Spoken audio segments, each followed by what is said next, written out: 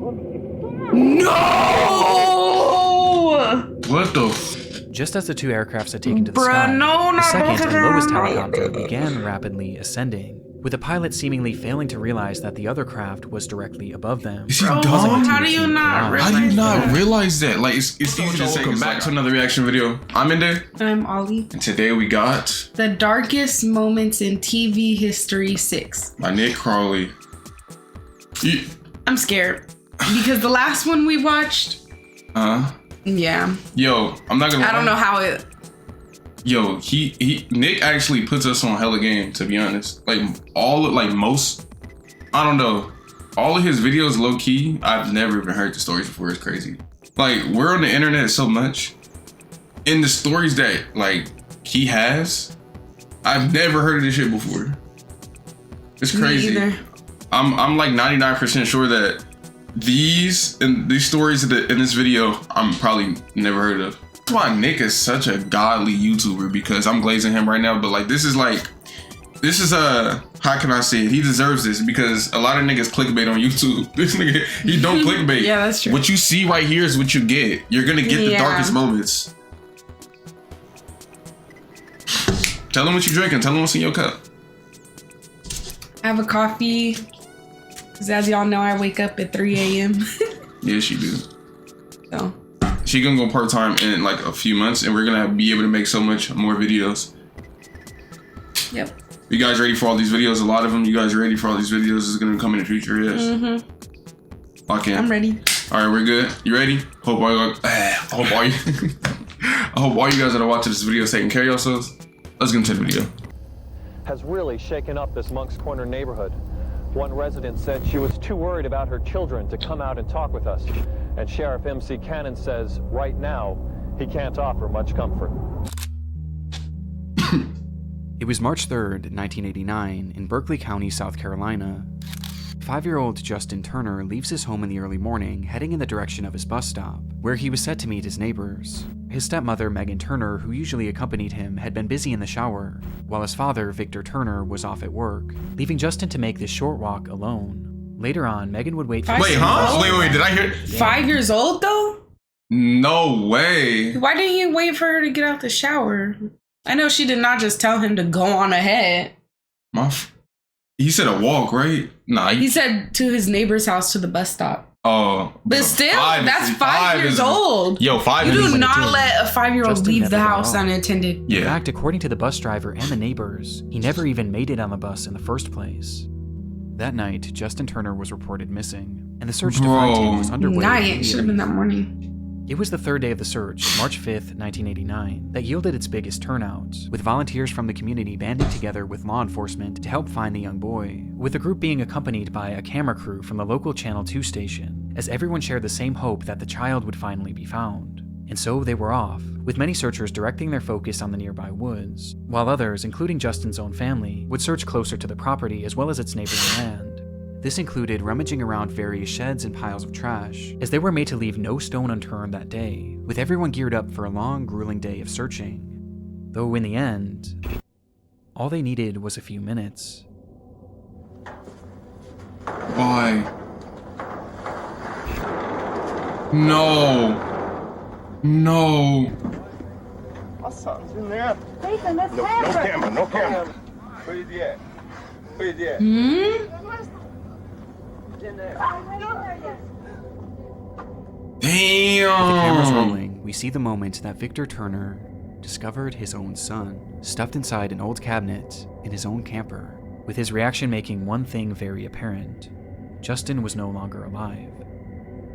The footage is devastating and made worse upon the discovery that not only was Justin dead, but he had been brutally assaulted and murdered by That's so fucked strangulation. up. But there was something even more unsettling about this footage. The fact that that very camper had already been searched in the days prior, and likely numerous times, yet somehow Justin's body was never found, meaning that whoever the killer was may have hidden him there days after the disappearance. Oh. The latest word about the boy's So they grim killed fate him has while they really were shaken looking up for this him, and then they Moncks put their Corner body, neighborhood. his They body were back clearly in dealing there. with an incredibly dangerous They and deranged double-checked it. individual, and tracking down whoever was responsible became law enforcement in the area's top priority. though this certainly didn't mean that results were guaranteed, as there was a severe lack of physical evidence found on the scene, making it incredibly difficult to find any definitive information as to who might have done this. And despite their best efforts, 3, 2, 1, Happy New Year! 1990. a full year passed, It's 1991. and then 2, and then 3. Happy 2000! Then a full decade passed, then 2, and then 3. What? From the start, Justin Turner's case was ice cold, and in the end, it seemed clear that it would remain this way forever. Until...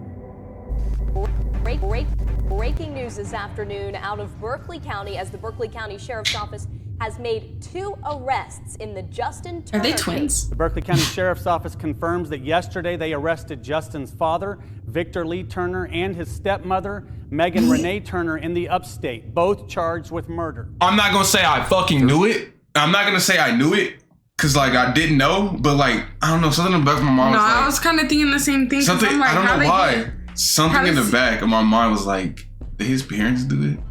I don't know why. But I'm over here thinking like, how does he just reappear inside the dad's camper?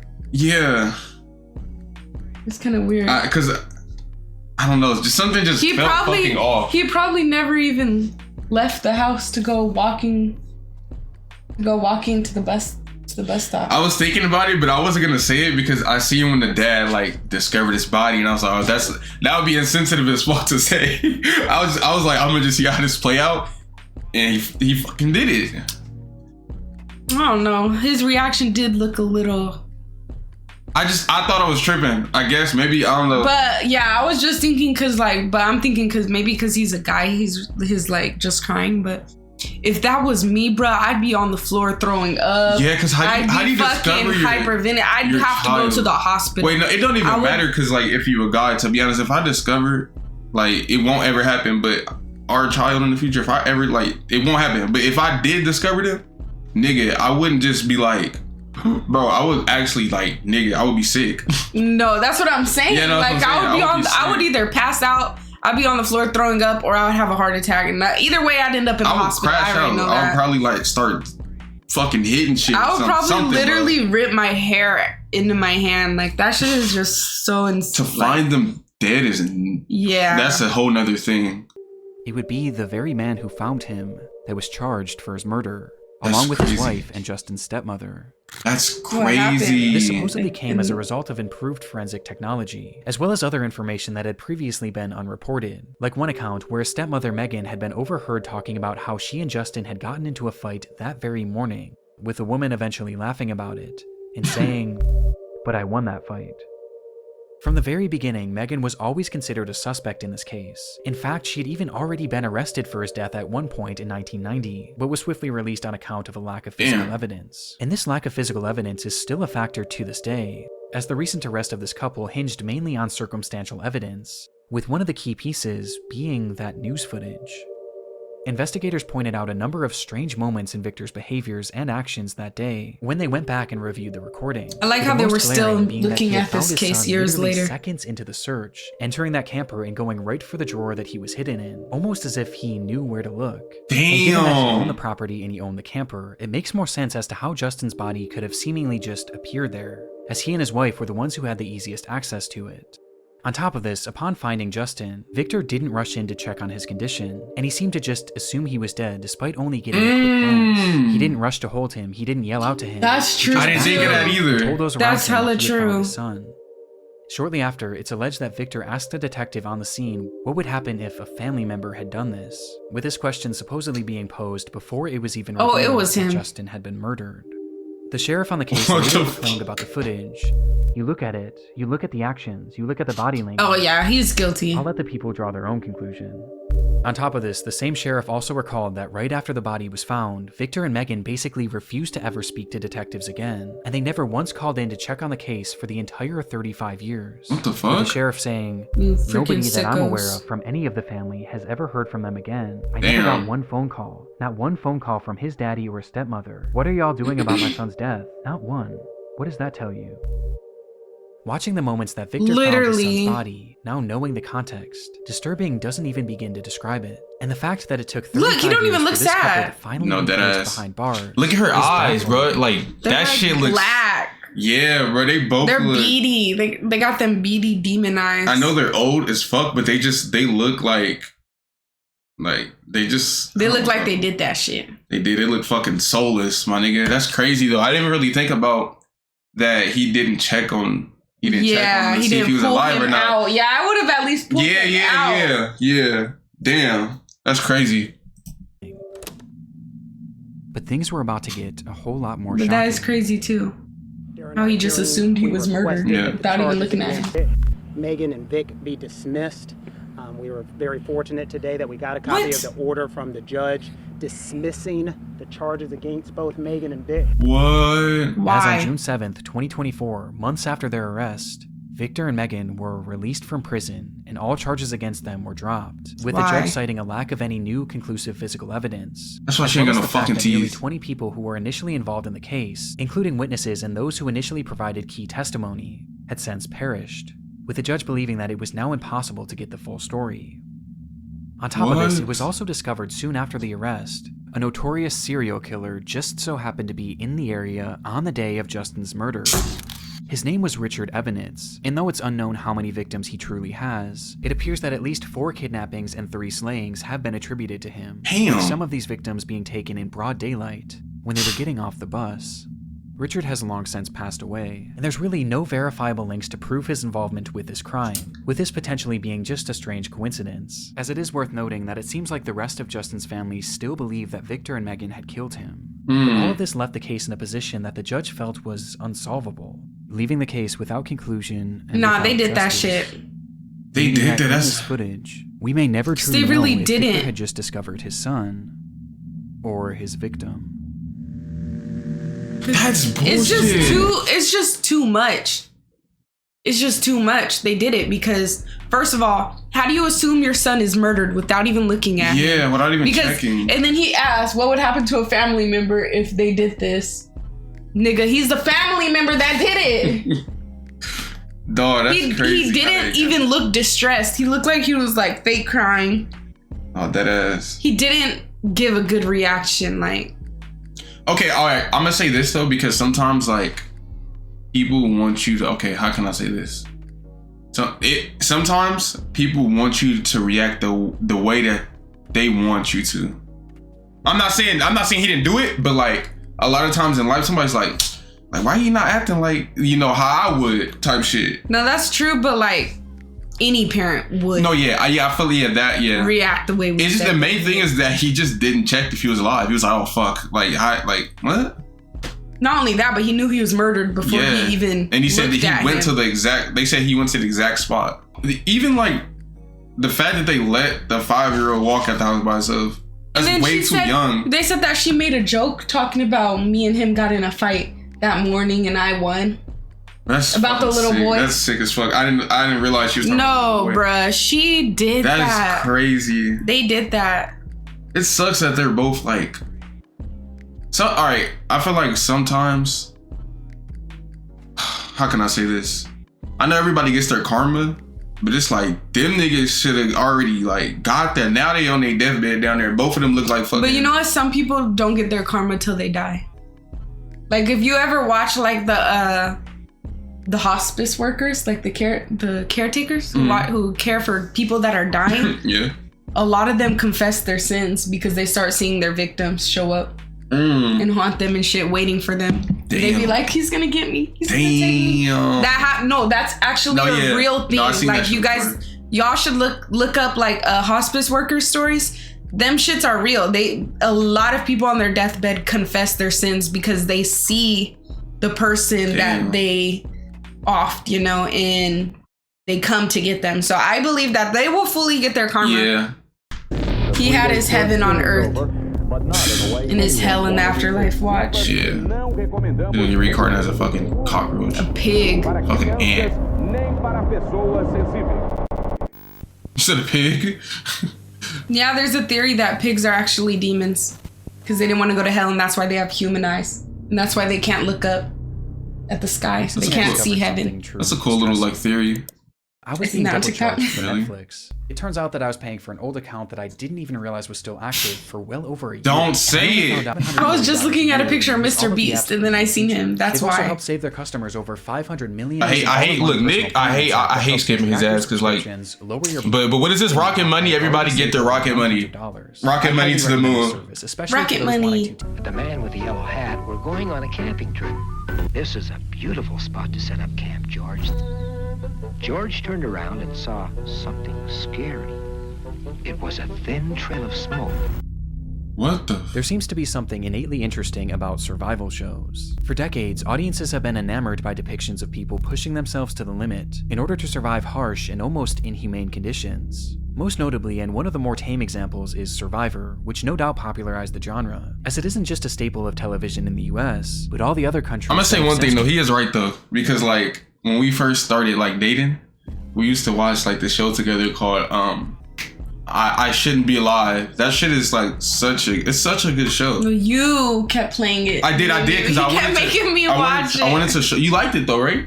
No, I liked it, but I also just liked your songs. Like, it was a good. All right, it was interesting though. Yes, it was it's interesting because bro, like, all right, for example, like surviving in a Grand Canyon, bro, like that shit's like interesting because it's like, damn, like they survived, or like surviving in a fucking Amazon forest. Yeah, that's just crazy. But yeah, there is something. The snow one was crazy. The cold. Yeah. Surviving in the cold with a baby. That shit. It's just something about survival shows. Maybe because it's like. You just feel like a comfort because you're not there and you're like, damn, like how are they doing this? I don't know. I think it might just be like, I think it's just interesting, like how people's brains literally rearrange itself. Like your primal instincts kick in when you're in a do or die situation, like where you need to survive. You're gonna think differently than what you. So it's interesting to see the things people do because it's like. They're really in the position where they have to do everything right or they're not going to make it. So it's kind of interesting. I don't know. It's kind of like, what would I do if I was in that situation? I'd probably die. No, you wouldn't. You're a soldier. You're a soldier. Their own versions of the show. In France, the show was called Koh-Lanta and was created back in 2001 by the company Adventureline Productions, or ALP for short. And by the year 2015, the show was one of the most popular in its market, having seen 13 successful seasons. Damn. And so, riding the high of this impressive feat, ALP decided to try their hand at a new show, one that was far more daring.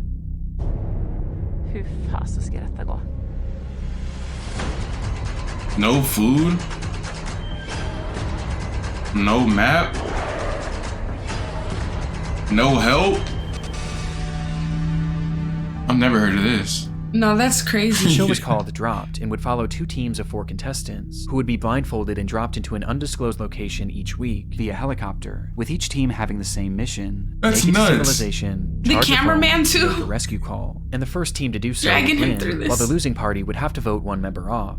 It was a fairly interesting idea, but it also already had a proof of concept, as there was actually an identical show being made in Sweden at the time that was already well received. Though Dropped wanted to turn up the interest even more, and that's exactly what they did when they announced that the cast would be composed solely of famous athletes, most of whom turned out to be French Olympians who were already well beloved in the country.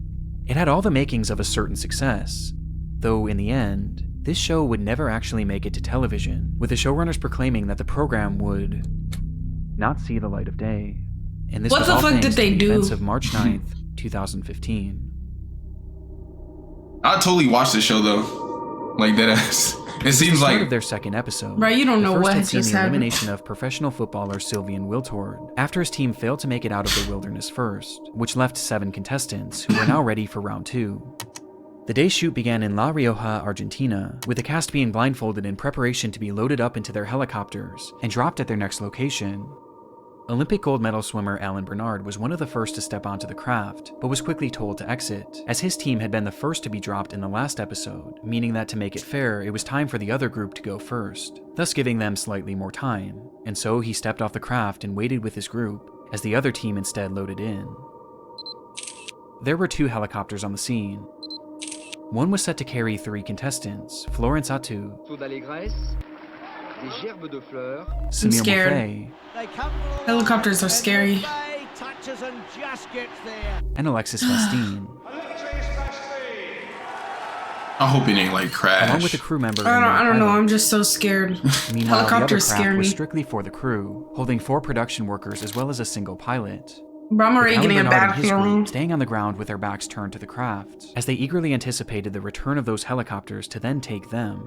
And so, with their blindfolds on in the pitch darkness, the team listened as they heard the sounds of the crew cheering on a successful takeoff.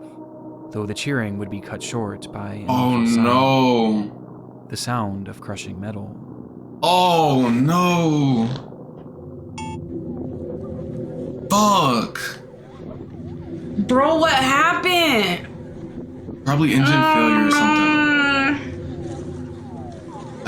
I'm gonna cry. Helicopters actually like freak me out, to be honest. And planes, they're just so like, I could not be on one that crashed. I'll probably just jump out and have a quicker death. Chill. The aftermath was recorded on the cell phone of someone standing nearby, showing us a large group of people rushing towards a massive plume of smoke.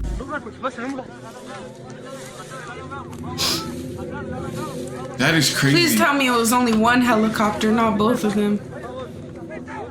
That is horrible. Where they would find the remains of one of the aircrafts, mangled and reduced to an unrecognizable mass of steel, with none of the contestants being able to make sense of what had just happened. It's very possible that the incident itself was captured by the production's own cameras. However, this footage has never and likely will never be released. Yeah. Though coincidentally, they weren't the only ones recording. As someone watching nearby just so happened to be filming the takeoff of these 2 crafts, showing us the reality of what had just transpired.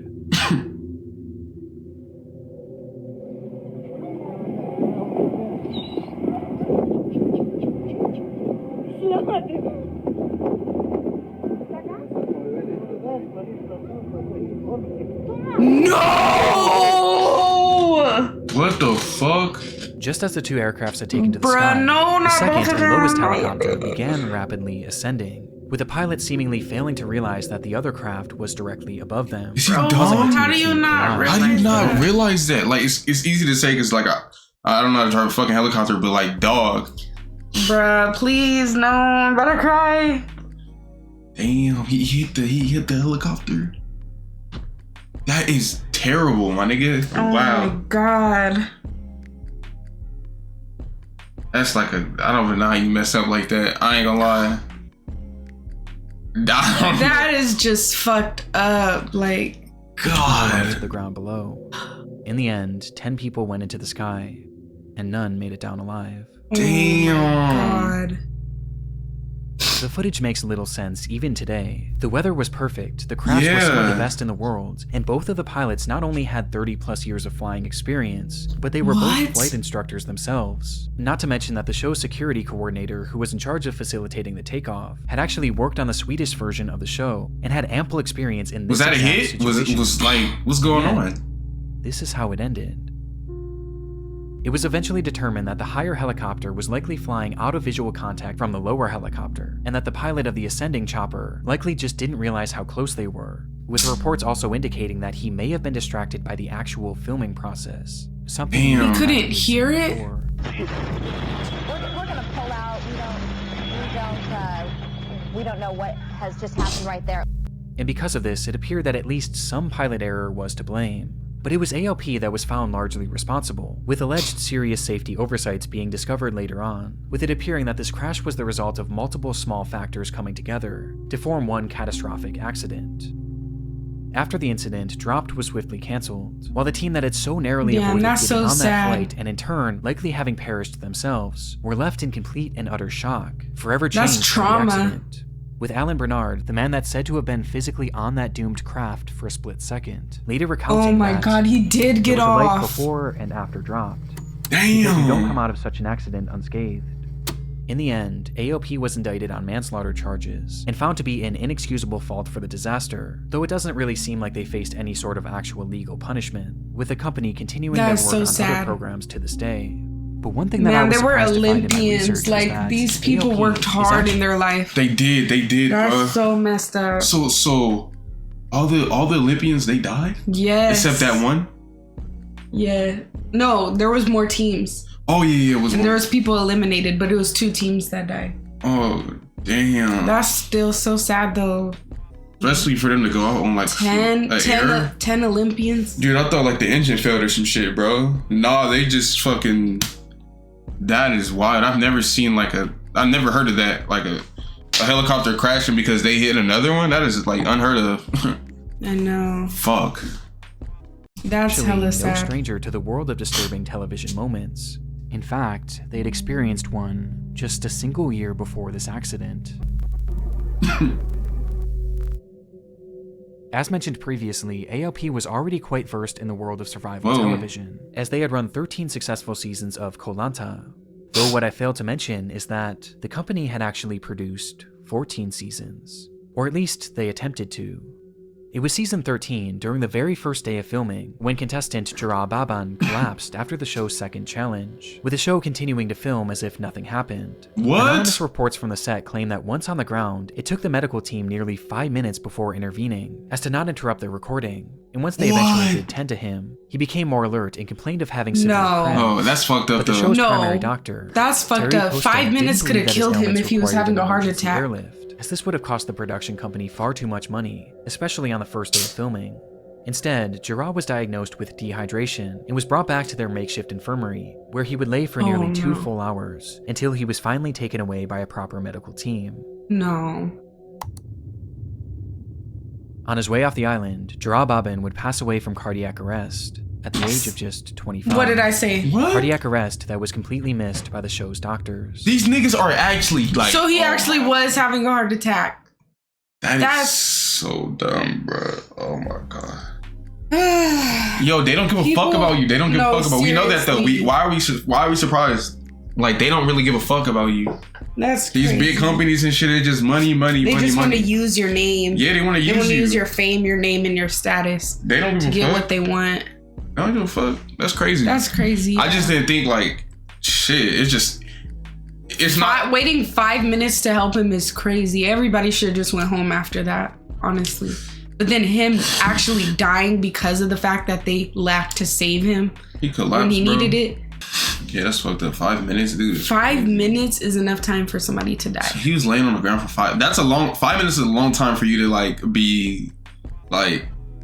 Yeah, do you know how long 5 minutes actually is? Like if we sat here and we stared into the screen for 5 minutes, that's a long time. And you need y'all would just feel how long it is. You would probably fucking leave the video. Like 5 minutes is a long ass time. Yes, especially when you need aid, bro. Yeah, when you're having a medical emergency. The testimony from those on the scene painted ALP and Dr. Costa in an extremely negative light, as their inability to act quickly and recognize the ailments of Baban likely contributed to the young man losing his life, with some claiming that the doctor and the showrunners were far more interested in keeping the production running smoothly than actually caring for the young man. Crazy. And though ALP denied any wrongdoing, the season would essentially be cancelled right there on the spot. But disturbingly, despite the filming lasting only 1 day, Baban's death wasn't the only tragedy to occur as a result. What? Due to intense public ridicule, Dr. Terry Costa would end his life just days later, stating that all the negative news reports about him were wrong and that they had sullied his good name, writing in a final note, "I'm sure that I treated Jara in a respectable manner, as a patient and not as a contestant," adding, "having to reconstruct this destroyed reputation would be unbearable," before ending his letter with a message to those on the shoot. Nah, because you would have helped him right away. The author of the anonymous comments about the circumstances of Jara Baban's death, and those who spread them, will have to face their conscience. But they were saying though, like, it wasn't necessarily up to the doctor to intervene. It was the producers. But the contestants said themselves that it seemed like the doctor and the producers were more worried about keeping the show going. Oh, that's what the contestants that were actually there said. Oh, really? So, I don't know, but you really don't know what happened. But it's like, that's fucked up. Regardless of what happened, you're a doctor and you waited 5 minutes, and then I don't know. I don't know if the doctor has the ability to override to say we need an airlift now. Yeah. Well, he does because he's a fucking doctor.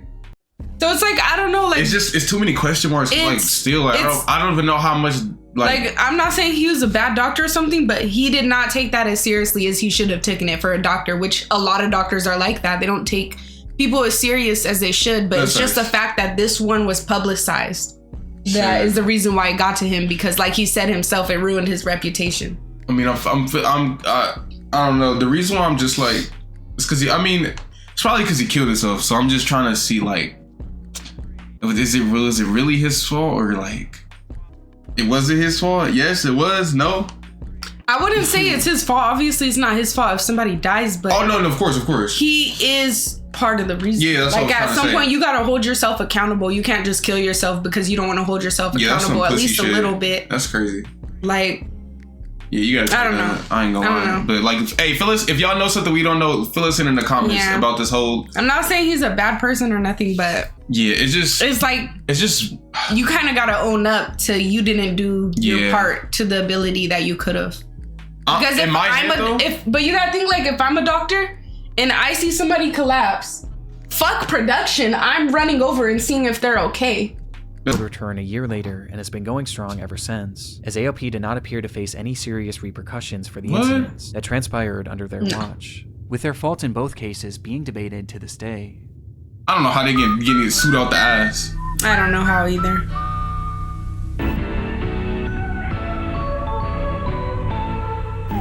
That was so sad though, especially the helicopters. Yeah, that was bad. Emergência 911, a vida como ela é na tela do SBT.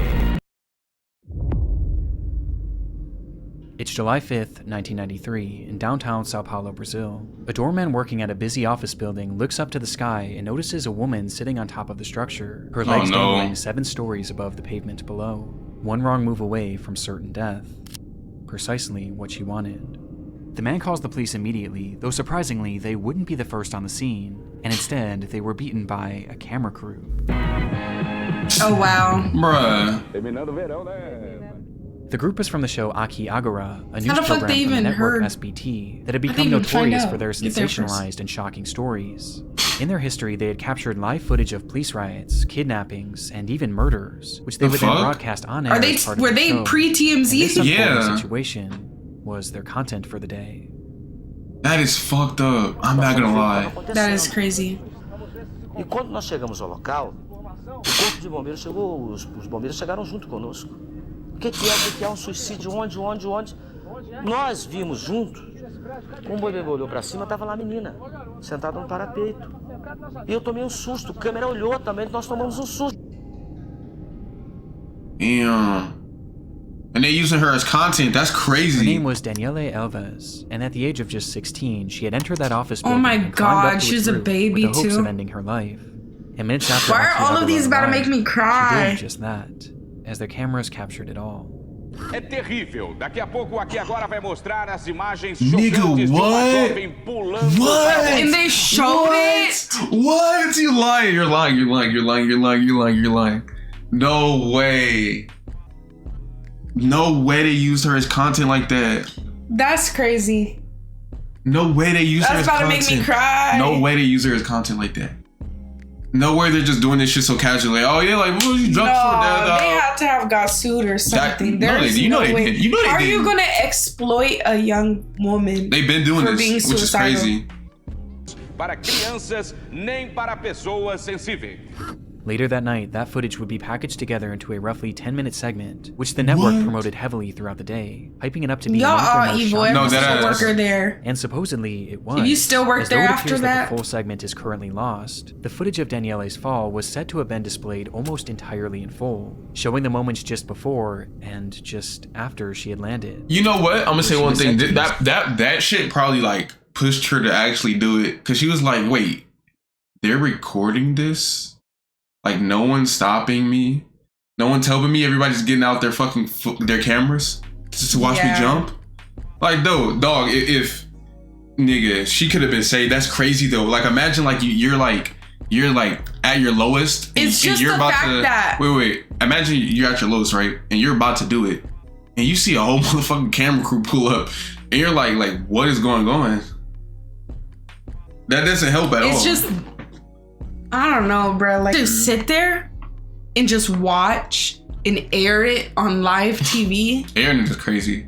Airing it is actually crazy. I'm not gonna lie. That's like, you gotta be a demon. You gotta be a sick demon to do something like that. They said they made it into a whole 10-minute segment. So they sat there and edited that shit afterwards and everything. That's crazy. Like, I don't know how you can work there and like be a part of that whole thing. That's what I was saying. Yeah, I'm like, if you did not walk out after your job does that, you have no soul. And left viewers outraged that something of this nature could be shown on TV. Okay, thank you. I feel so bad for her. Proved highly controversial enough. I just want to give her a hug. It was the context surrounding the footage that made it even more depraved. As mentioned previously, police were called to the scene to assist in efforts to help Daniele Alves. Yet the first to arrive was that Aki Agora news crew. And this wasn't a coincidence. They were all about capturing events as they unfolded. And in order to be the first on the scene, they actually tapped into the police scanners, monitoring all of the calls and information. That's what I was saying. I was like, how did they know? In order to get leads on potential to get there stories, before the police. Which is how they got word of this incident, hearing the calls and speeding over as quickly as possible. It wasn't illegal per se, but it surely wasn't ethical either.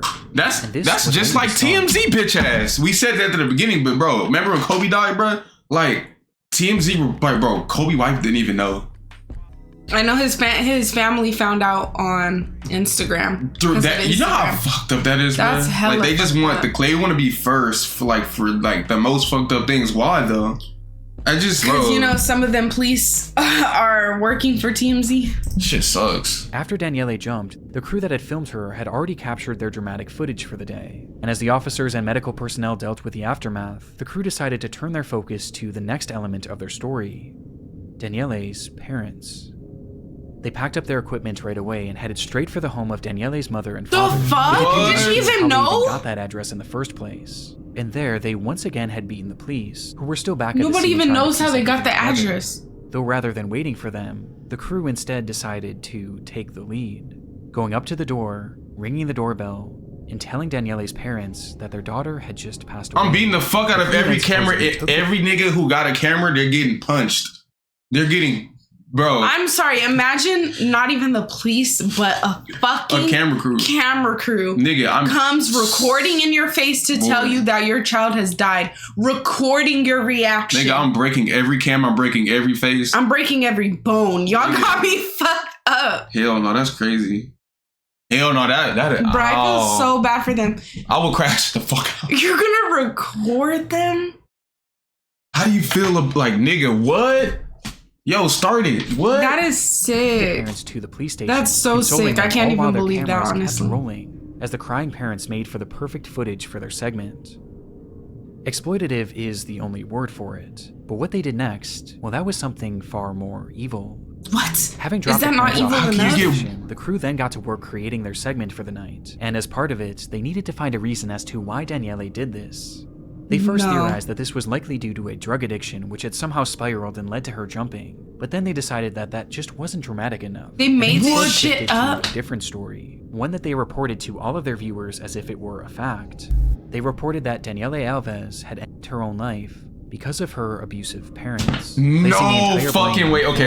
All right, this is getting this is just like, nigga, like what's going on here?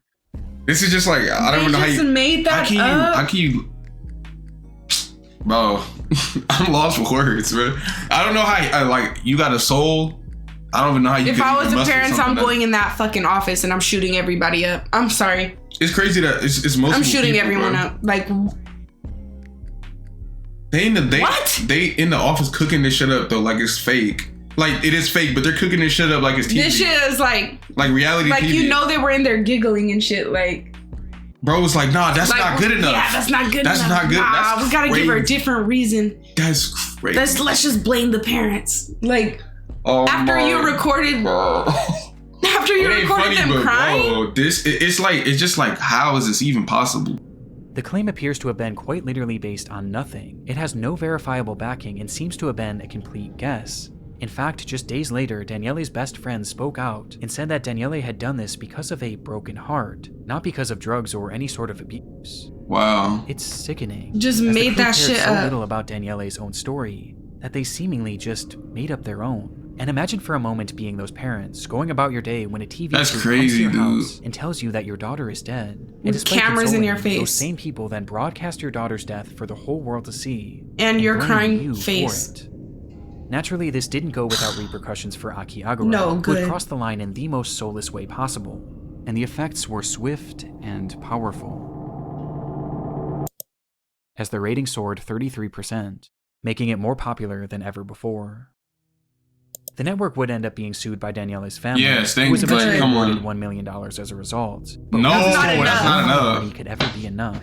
As the show, but you gotta think like, I don't know how old this is, so maybe back then that was more. But still, to like 10 mil, maybe. But still, they need every penny that they will ever make in the future, every penny that they've ever made already. Everybody, their family, and destroyed their grieving process in a way that I can't even wrap my mind around.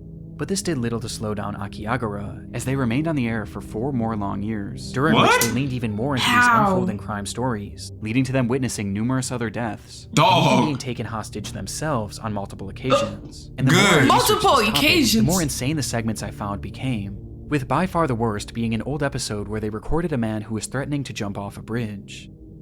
It was a very similar situation to Daniele, though this time the crew was much closer, so close in fact, that the host actually moved in and started interviewing the man as he was hanging there. While they kept cutting back and forth to another camera angle below the bridge, ready to capture his fall at any moment. Bro, they're sick. Was pulled to safety, but even as he was being taken away, the presenters still kept trying to interview him in one of the most surreal scenes that I've ever seen in my life. With this situation perfectly encapsulating this show, Akiagara would continue on air until the year 1997, when one day the show was pulled due to its declining ratings, and in its place, the network would instead begin airing The Disney Club. What the fuck? That's weird.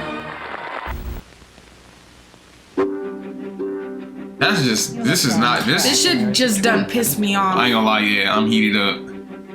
What do you think would happen? This shit was just bad. It was an exciting day for the crew of the upcoming movie Midnight Rider, the Greg Allman story. Years had been spent planning and scripting for this biographical film about Greg Allman of the Allman Brothers. And this day, February 20th, 2016, would be the day that they would finally start filming. It was nothing more than a camera test, a day in which the crew would practice filming, as well as getting acquainted to their equipment and new co-workers. But for the group of 20, the excitement in the air was palpable, as they were given access to a stunning piece of land in Nahunta, Georgia. So stunning, in fact, that the film's director, Randall Miller, just couldn't wait to begin the actual process of filming. Slicing through the property was an old railroad that had crossed over a scenic bridge raised high above the Altamaha River, the perfect location for a shot that Miller had been envisioning. It was set to be a dream sequence where Allman's character would wake up on a hospital bed in the middle of the tracks and see a vision of his brother, and it was a shot that Miller just had to have. However, there was one major issue. The crew was given permission to film on the property, but not the actual railway, as this was owned by a separate company named CSX. And when Miller asked them for permission to film the shot, he was denied multiple times, as these tracks were still very active, making it far too dangerous. But being on location and seeing that bridge, Miller couldn't help himself. And so he directed his crew to set up the scene anyway, believing that they could quickly steal a shot without anyone noticing. Y'all fucking dumb or dumb. Miller had supposedly done his research too, and discovered that only 2 trains were set to roll through the area that day, and he knew the general intervals in which they were supposed to pass. Based on this, he figured that those trains wouldn't arrive for a few hours, giving them more than enough time to film the movie's very first scene. And so they quickly set everything up, rolling out a metal hospital bed and placing it towards the center of the bridge, with Miller assuring his crew that this was in fact safe, and that they had nothing to worry about, as the camera began to roll. Minutes later, the bed began to shake, and the silence around them was shattered by the sound of a whistle.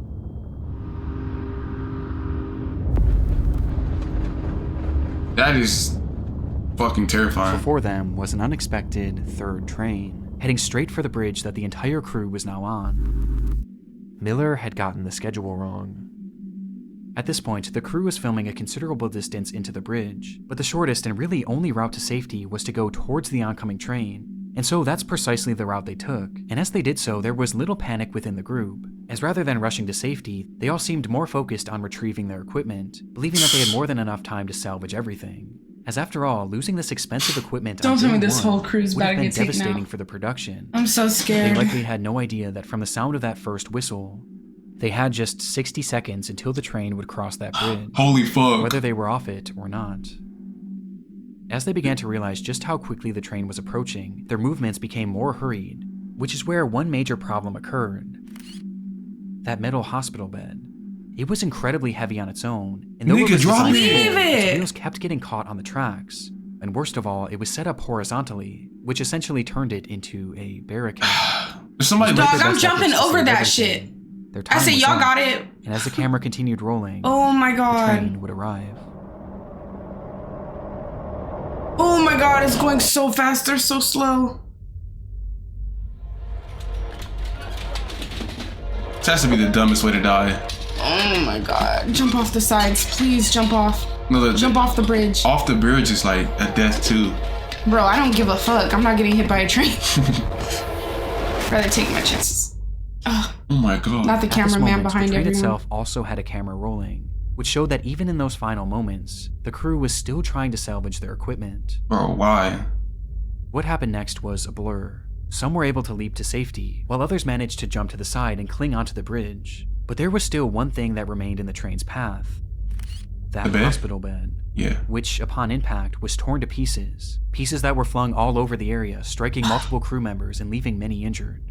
But it was 27-year-old filming assistant Sarah Jones who was struck by the largest fragment, said the with girl, force so strong that it caused her to fall directly in front of the person train. recording. In total, 7 crew members were hurt but alive, while Sarah Jones had tragically been killed. Damn. That's fucked up. On the very first day of production, in the very she was behind everybody and the bed. Had happened. And when it came to passing the blame, most turned their attention to Randall Miller, as he was the one who ordered the scene to be shot despite being denied permission numerous times. And this public disdain towards him only grew as he and his production company denied any responsibility, and instead, they blamed the railway company. What? Bro, what? They told y'all niggas not to get on it. Themselves accountable for a shit. New permit to begin filming Knight Rider once again, a new asking permit? if they can begin as soon as possible. That's crazy. I'm sorry, but this is why you never put your life over a job, because they don't give a fuck about you. You see how his camera person just died and he immediately moves on to keep trying to film this shit? That's crazy, bro.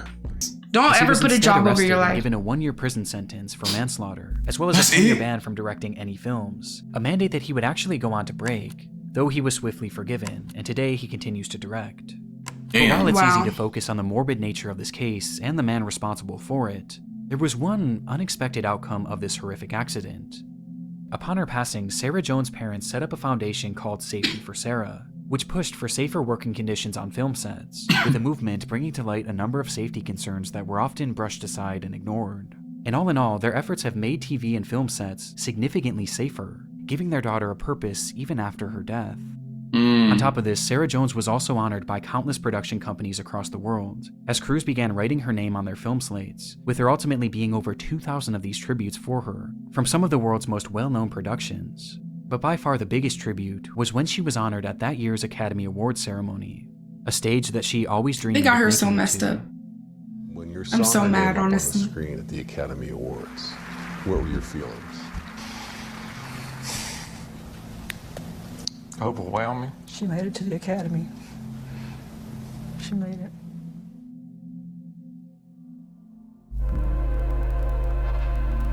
That's fucked up. Damn, bro. One last quick shout. They be sicker than Twisted. Yo, after every Nick video, bro, I'm like, yo, what? I'm not gonna lie, majority of these people the worst were just straight up ignorant. Like, deadass. I just can't believe they were trying to save their equipment, bro. Nigga, like, that doesn't matter. Your life is like, but they don't understand that. They're just like, people like that, they head ain't even here for real. They just bots. Like, dead ass. I don't know what else to call them. I'm not gonna lie. I'm not saying, like, bro, I'm trying to save a fucking bed. Like, what am I doing? All that stuff could be replaced, but you can't. Hell no. But look, that's the video, y'all. This video's. I hope this video made you guys mad. I can't believe, like, the news crew thing. The news crew. I can't believe that people would actually stoop that low. That's like actually surprising. I don't think either. Damn, people really can stoop that low. Like, they have no humanity. They don't, but whatsoever. Yeah. That's surprising. What's surprising is that, like, the fake story how she died. I didn't think like they. No, you knew they were evil to exploit, but to be evil enough to sit there and make a fake ass story. Yeah, bro. They in the office just like as to why the fact that the story was to blame the parents too. And they was like there. I just don't understand that. I ain't gonna lie. Nah, y'all wrong for that. Hella wrong. But look, that's the video. These videos are always pretty good. Well, in a good way, in a bad way, or like, huh? I mean, these videos are always no, I good. get what you mean. Yeah, I hope y'all know what I mean. But look, that's the video. I hope you guys enjoy. Like, comment, subscribe if you're new. We'll catch you on the next video.